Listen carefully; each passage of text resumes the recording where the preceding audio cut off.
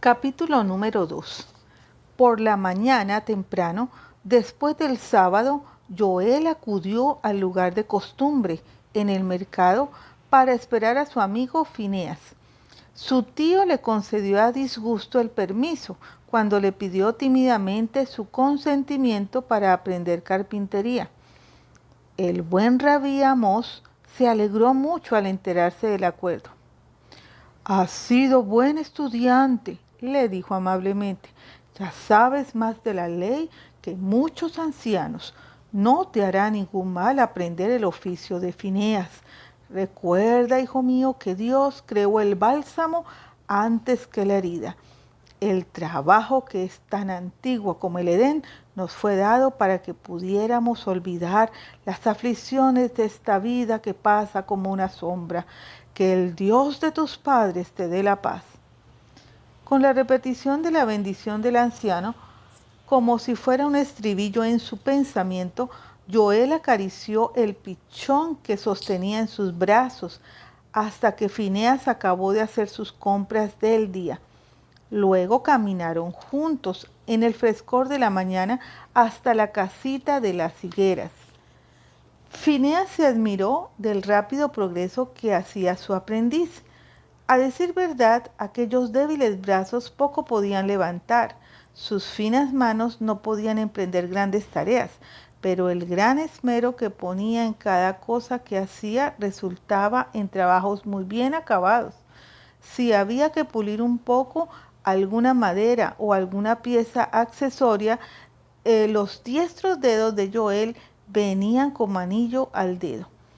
Antes de terminar el invierno, había hecho varios mueblecitos preciosos para el uso de Abigail. «¿Puedo quedarme con estos trozos de madera noble para aprovecharlos?», preguntó un día a Fineas. «Todos, menos el trozo más grande», respondió él. «¿Qué vas a hacer?» «Algo para el cumpleaños de Ruth. Dice Isaí que en pocas semanas cumplirá 3 años y quiero hacerle algo para que juegue». «¿Qué vas a construir?», inquirió Isaí, que se hallaba debajo del banco de trabajo. «Dímelo a mí también». «No sabía que estuvieras tan cerca», contestó Joel, un poco alarmado. «Dímelo», insistió Isaí. «Bueno, solo si me prometes no dejar que ella se acerque hasta que lo acabe, y no se lo dices». «Lo prometo», dijo solemnemente el niño. Tuvo que morderse los labios muchas veces en las siguientes semanas para no desvelar el secreto, mientras observaba con admiración a Joel tallar, pulir y cortar. Una de las vecinas vino para charlar con Abigail el día en que lo acabó, y como los niños estaban en la playa jugando en la arena, lo llevó a la casa para enseñárselo a las mujeres. Era un juego completo consistente en una mesita con platos, tazas y fuentes tallados en madera. La visitante levantó las manos para expresar su agrado. Después de tomar cada platito bien pulido para admirarlo por separado, exclamó: «Sé dónde podrías conseguir bastante dinero por este trabajo. Hay un romano rico que vive cerca del cuartel, que gasta dinero como un potentado. Ningún precio le parece alto por algunas cosas que satisfaga su capricho. ¿Por qué no llevas algunos y se los ofreces para ver si los compran?». «Creo que lo haré», dijo Joel, después de considerar el asunto. «Iré tan pronto como los haya terminado». Ruth dispuso muchas fiestecitas debajo de las higueras, pero después del primer banquete de cumpleaños, Isaí fue su único invitado. Joel estaba demasiado ocupado haciendo más platos y otra mesita como para poder participar en ellos. Toda la familia se interesó por su éxito. El día que salió hacia el palacete cercano al cuartel a ofrecer su producto, aguardaron impacientemente su regreso. «¡Los ha vendido! ¡Los ha vendido!», exclamó Isaí, dando saltos cuando vio venir a Joel a toda prisa por la calle con las manos vacías, gozoso de alegría.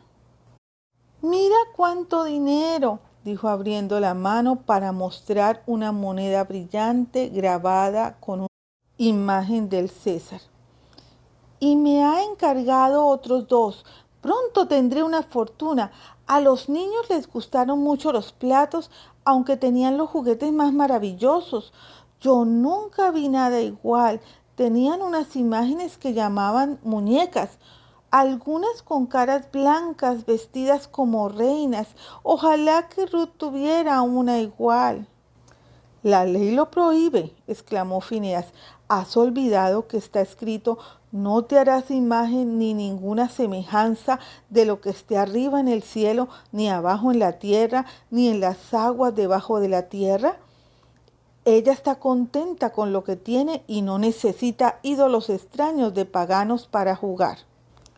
Joel no respondió, pero pensó en el alegre grupo de niños romanos sentados en torno a la mesa que él había construido y deseó que Ruth hubiera tenido una de aquellas muñecas primorosamente vestidas. No solo adquirió fuerza y destreza trabajando durante el invierno, sino que aprendió la benevolencia del corazón de Phineas.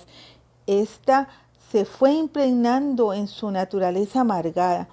Joel se volvió menos suspicaz de los que lo rodeaban y mostraba más alegría que un ceño fruncido. Pero la gran ambición de su vida no le dejaba ni por un instante. Para el resto del mundo él podía ser un amigo, pero para Rehún solo podía ser el mayor enemigo. El pensamiento que más le había agradado cuando el acaudalado romano le había pagado sus primeras ganancias no fue el ganar dinero, sino que éste le abriera la puerta de su venganza.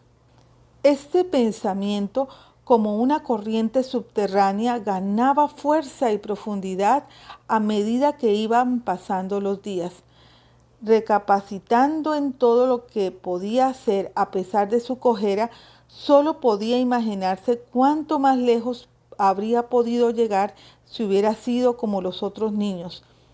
Esto era un aguijón constante que espoleaba su deseo de venganza.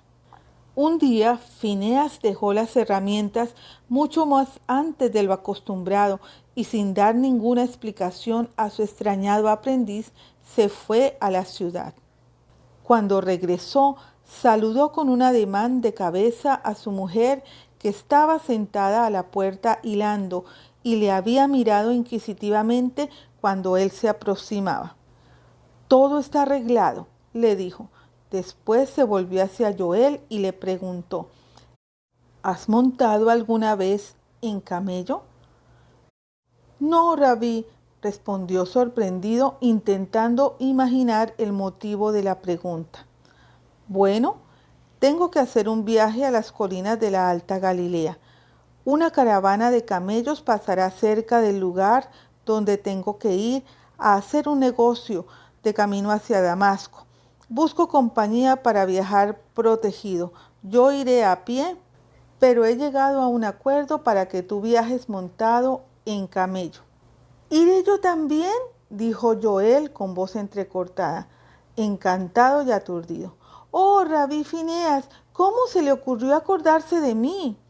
No parece que te hayas sentido del todo contento últimamente», fue la única respuesta.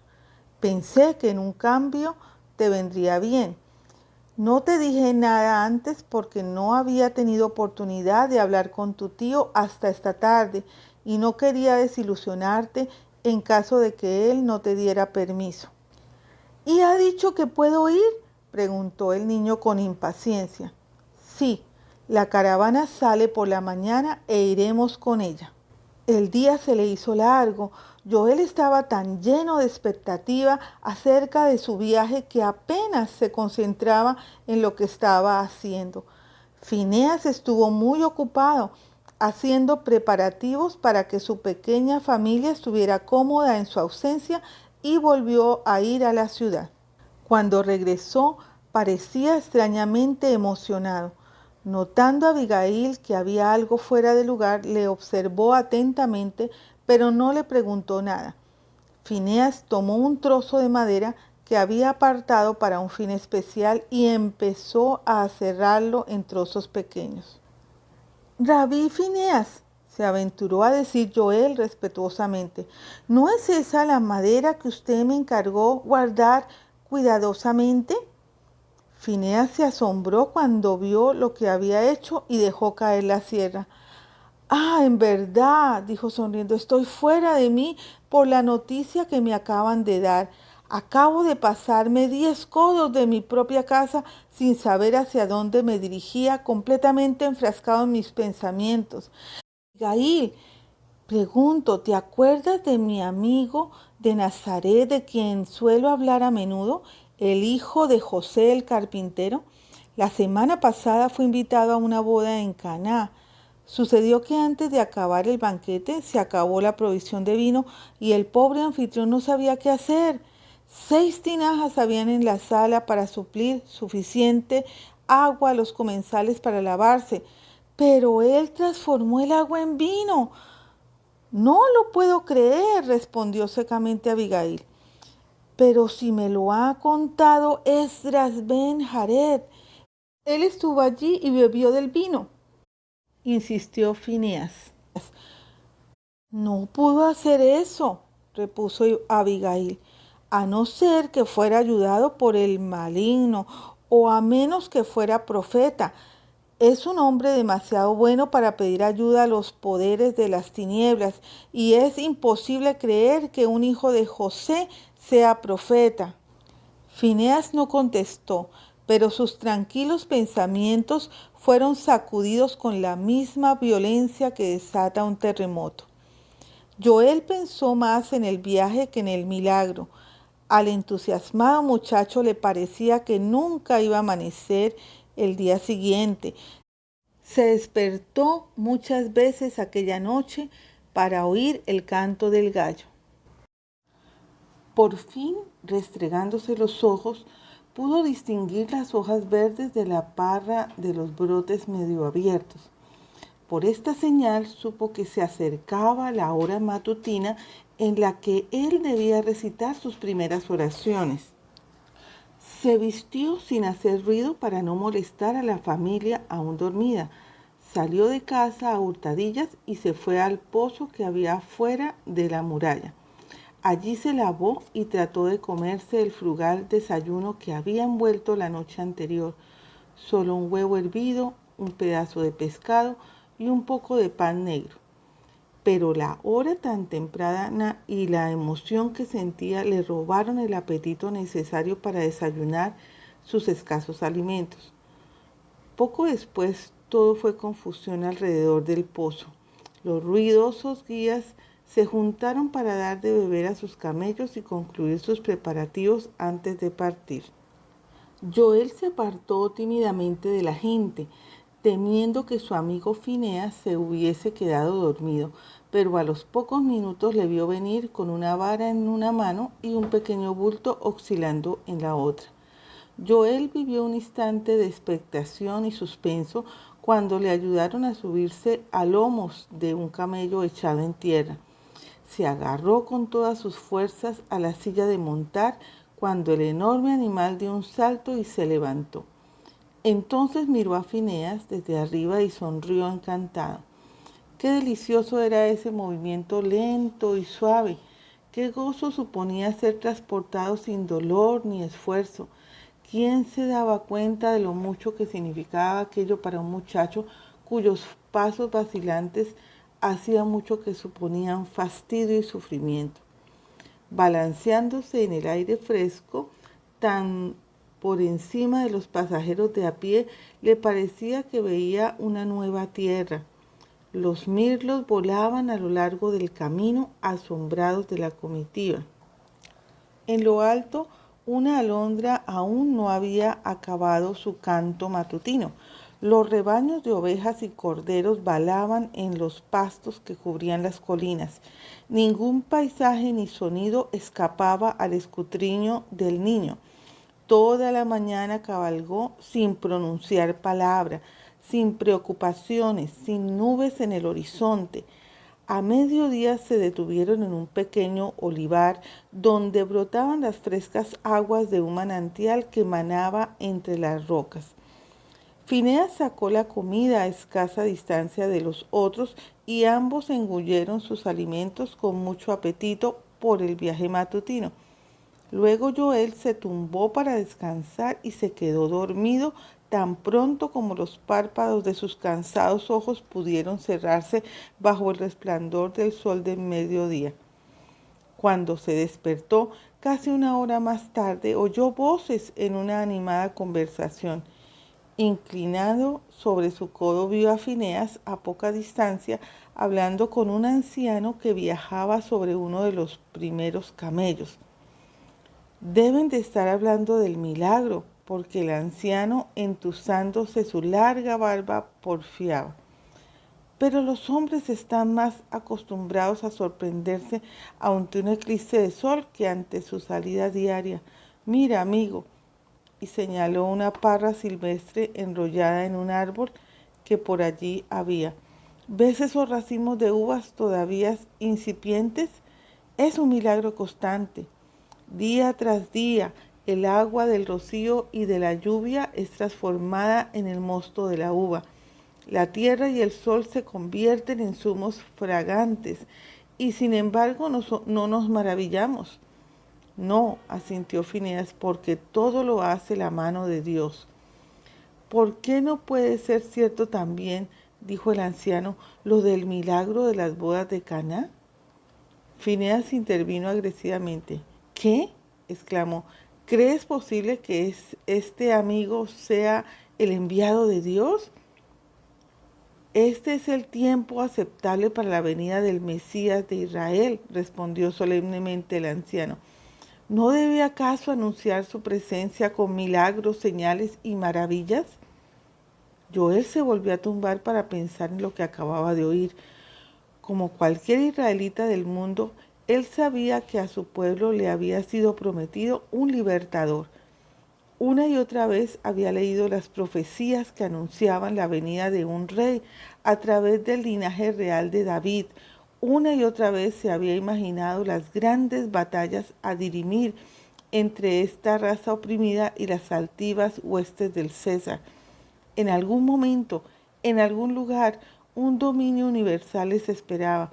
Él creía firmemente que ese día estaba próximo, pero ni siquiera en sus sueños más remotos se había atrevido a pensar que pudiera venir en sus propios días. Se volvió a apoyar en el codo porque el anciano había vuelto a tomar la palabra. Hace unos 30 años, dijo pausadamente, subí a Jerusalén para inscribirme en el registro tributario, pues el emperador había decretado un edicto y nadie podía escapar al empadronamiento general. Tú eres demasiado joven para recordar aquel censo, amigo mío, pero sin duda habrás oído hablar de él. Sí, asintió Phineas respetuosamente.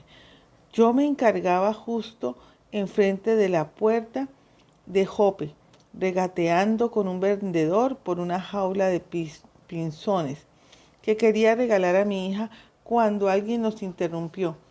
Unos extraños que viajaban en camello nos preguntaron por qué camino debían seguir hacia el oriente. Iban bien ataviados. Los arreos, las campanillas de plata de los camellos, así como sus atuendos delataban riqueza. Por sus rostros se notaba que se trataban de hombres sabios y cultos procedentes de países lejanos. Les saludamos respetuosamente, pero nos quedamos atónitos y no pudimos responder a su pregunta. ¿Dónde ha nacido el rey de los judíos? Porque hemos visto su estrella en Oriente y hemos venido a adorarle. El pajarero me miró y yo le miré a él. Ambos nos quedamos pasmados y con la boca abierta. Los hombres siguieron su camino antes de que pudiéramos articular palabra para responderles. Se desataron toda clase de rumores. Dondequiera que íbamos al día siguiente, por todo Jerusalén, corrillo de personas hablaban de los varones misteriosos y de su extraña pregunta. Incluso el rey se interesó por el asunto y procuró concederles audiencia. ¿Pudo alguien responderles?, preguntó Fineas. No, pero me causó tal impresión y tal convencimiento de que el Cristo había nacido, que no he podido dejar de preguntarme durante estos 30 años, ¿dónde está el que nació para ser rey de los judíos? Porque yo también estoy dispuesto a buscarle para encontrarle y adorarle. Tan pronto como vuelva de Damasco, iré directamente a Caná y buscaré a ese hacedor de milagros. Las graves palabras del anciano causaron una maravillosa impresión en Joel.